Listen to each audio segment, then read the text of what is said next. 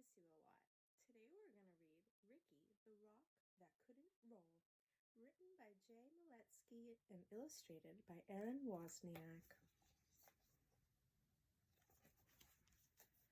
Over the lake and out past the bay was a green grassy hill where rocks came to play. They would race to the top and take in the view, then roll their way down the way rocks love to do.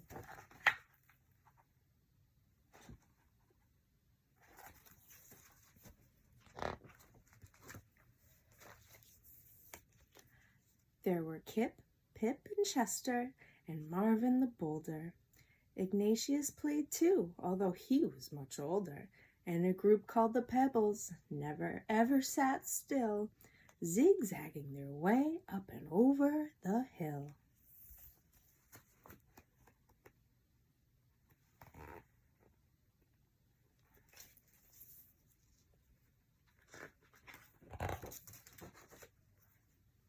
Kai was a meteorite and not from this planet, and Maya was lava but taken for granted.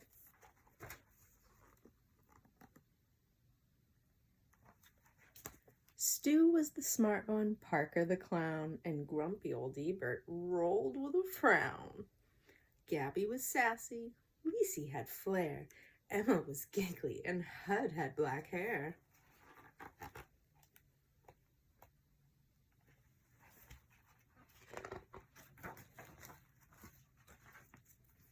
But the one trait that seemed to be shared by them all was that every rock was shaped like a ball, and because they were round, they could easily roll through the grass, past up the lake, and over the knoll.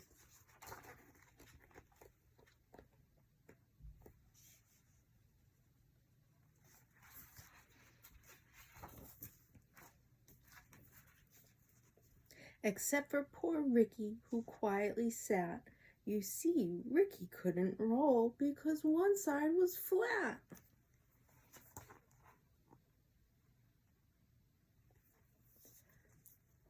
What part of this is supposed to be fun? said Brownie Rock.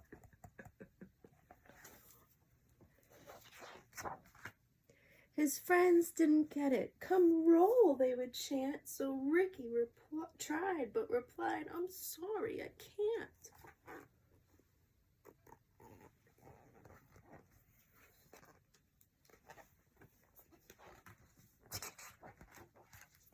But the rocks were determined, so they were sure they could solve Ricky's flat-sided problem and help him revolve.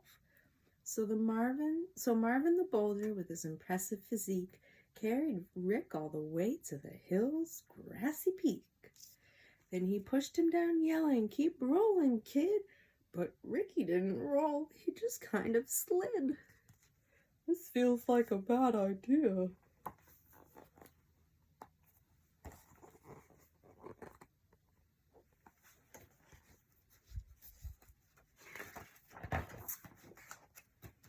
Well, the rocks weren't done, not by a mile.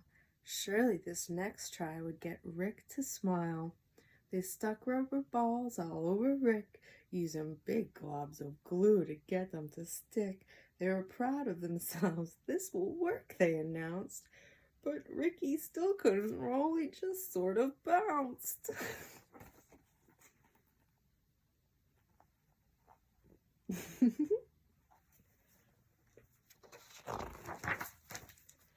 Well, they pushed and they pulled, trying every which way to get Rick to roll. But by the end of the day, nothing had worked just like Rick expected, and he ended up feeling depressed and dejected. It's no use, Ricky sighed. There just isn't a way, so I'll just sit off to the side and watch you all play.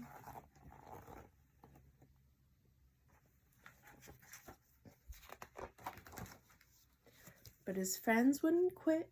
We're here for you, brother, and we'll get you to roll one way or another. So they pondered and thought, and each straining his brain, till they looked up and saw it was starting to rain. And that's when it hit that smart stone named Stu. Eureka, he shouted, I know just what to do. He explained to them how he would get Rick to tumble. My plan is pure genius. Stu wasn't too humble.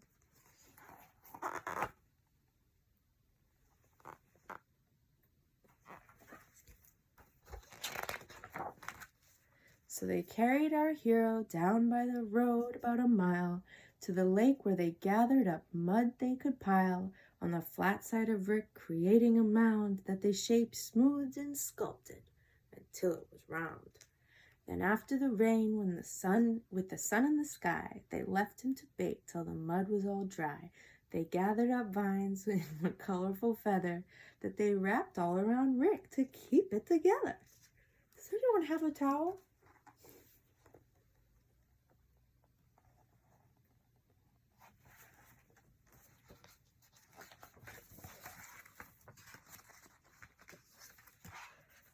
When the last knot was tied and the work was all done, the only step left was for Ricky to have fun. They stood and they watched, feeling nervous and tense, as Rick breathed in deep with increasing suspense. He moved slowly at first, testing out his new mold, and then, for the first time,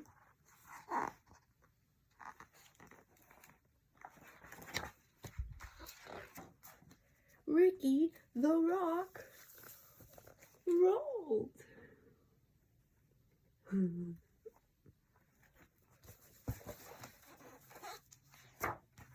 So Bria the ladybug, who'd been there from the start, felt a surge of pure joy swell up in her heart.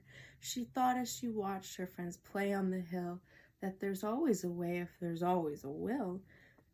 And that she said to herself as Ricky rolled down the slope, when you're surrounded by love, you always have hope.